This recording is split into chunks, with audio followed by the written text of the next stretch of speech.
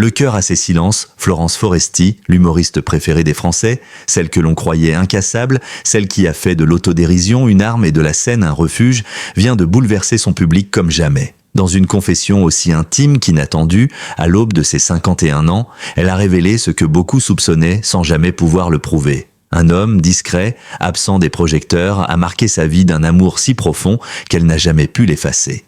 Il est l'amour de ma vie. Je l'ai su tout de suite, et je l'ai nié pendant des années. Ces mots, prononcés dans un souffle, lors d'un entretien exclusif accordé à Le Monde, ont résonné comme un tremblement de terre émotionnel.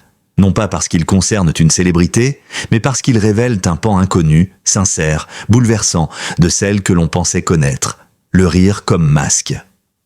Depuis ses débuts dans les années 2000, Florence Foresti a bâti sa carrière sur une compréhension fine des rapports humains. Ses sketchs sur la maternité, le couple, les injonctions féminines ont fait rire des millions de spectateurs. Mais très peu savaient que derrière ce génie comique se cachait une femme marquée par un amour qu'elle n'a jamais réussi à vivre pleinement. Faire rire, c'est détourner les questions qu'on ne veut pas poser. Elle le dit aujourd'hui. Chaque personnage, chaque vanne, chaque silence était une variation sur ce qu'elle n'arrivait pas à nommer. Une rencontre hors du cadre. L'homme dont elle parle, qu'elle nomme simplement « lui » dans l'entretien, n'est ni acteur, ni comédien, ni figure publique. C'est un homme ordinaire croisé à un moment charnière de sa vie alors qu'elle n'était pas encore une star. Il travaillait dans le milieu de la musique, à la technique, loin des projecteurs. Ils se rencontrent lors d'un spectacle modeste dans une salle lyonnaise, un regard, un mot, un fou rire partagé en coulisses, et c'est le début d'un lien unique. Il n'a jamais essayé de me séduire. Il m'a vu, c'est tout, et ça m'a déstabilisé.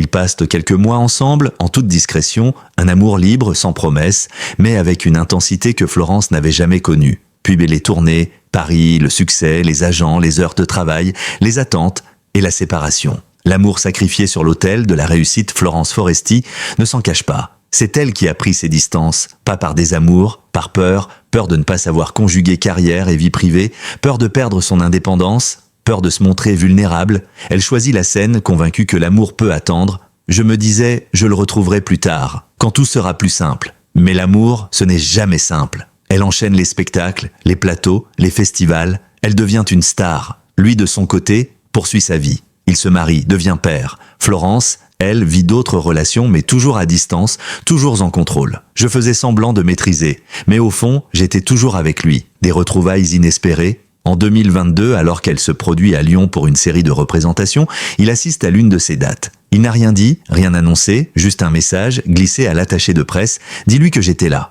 Ce simple mot suffit à raviver l'incendie. Florence raconte avoir pleuré en loge pendant 1 heure. Le lendemain, elle lui écrit « Il se revoit dans un café de la vieille ville, pas de grands discours, pas de reproches, juste 2 êtres marqués par le temps, mais toujours connectés. » On a repris la conversation comme si on l'avait interrompue la veille.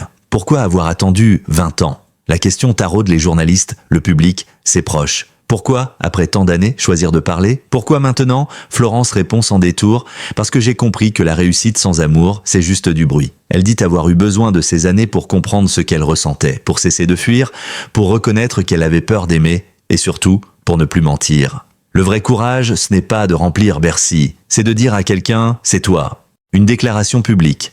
Dans une lettre manuscrite publiée par Libération, Florence écrit « J'ai raconté 1000 histoires sur scène. Mais la seule que je n'ai jamais osé dire, c'est celle où je t'aimais. Alors voilà, je t'aimais, je t'aime. Et si je pouvais revenir en arrière, je te choisirais encore et encore. » Cette déclaration, sobre et bouleversante, a touché des milliers de lecteurs. Elle a été partagée sur les réseaux sociaux, lue à haute voix dans des émissions, copiée sur des murs d'écoles de théâtre. Car elle ne parle pas seulement d'un amour personnel, elle parle de nous tous, de ce que nous avons laissé passer, de ce que nous avons tu, l'homme derrière les mots. Qui est vraiment lui ? Dans ce 2e chapitre, nous quittons un instant les feux de la rampe pour plonger dans l'ombre douce d'un homme que personne n'attendait sur le devant de la scène. Un homme sans image publique, sans profil médiatique, sans scandales à son nom. Et pourtant, il est devenu, dans l'intimité de Florence Foresti, le pivot de son cœur, le centre d'une confession qui a bouleversé la France. On l'appelle simplement « lui ». Mais qui est-il vraiment ? Un homme en retrait ?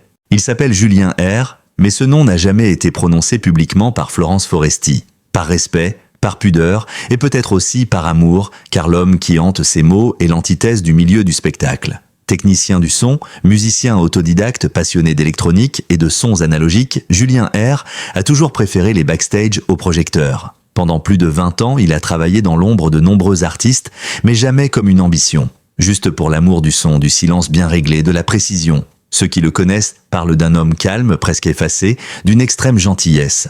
Un regard franc, un rire discret et cette capacité rare à écouter vraiment. Il ne coupe jamais la parole, même quand il est en désaccord. Et il ne cherche jamais à avoir raison, confie un ami d'enfance. Une première rencontre marquante, Florence Foresti l'a rencontrée à Lyon au début des années 2000. Elle jouait alors un sketch dans une petite salle où Julien était responsable du son. Ce soir-là, un problème technique survient. Et c'est lui qui sauve la représentation en quelques secondes. À la fin, Florence le remercie et lui répond « C'est ton texte qui m'a sauvé ». Cette phrase, elle la gardera en tête toute sa vie. Il s'en amuse aujourd'hui. Je voulais dire que j'avais ri. Elle a cru que c'était profond. Peut-être que ça l'était.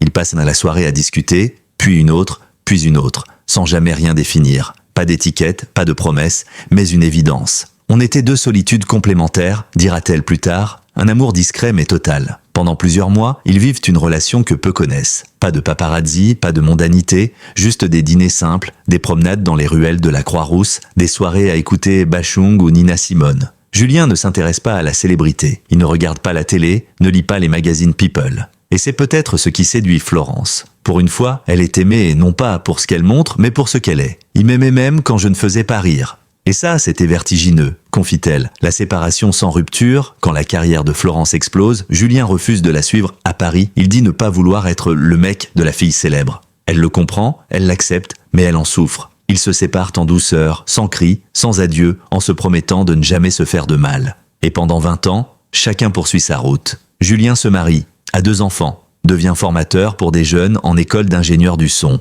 Il continue à vivre loin des projecteurs. Mais il garde un tiroir rempli de souvenirs, des photos, des mots griffonnés, un enregistrement audio d'un sketch jamais publié. Je l'ai aimée sans bruit, et elle m'a aimé avec trop de bruit.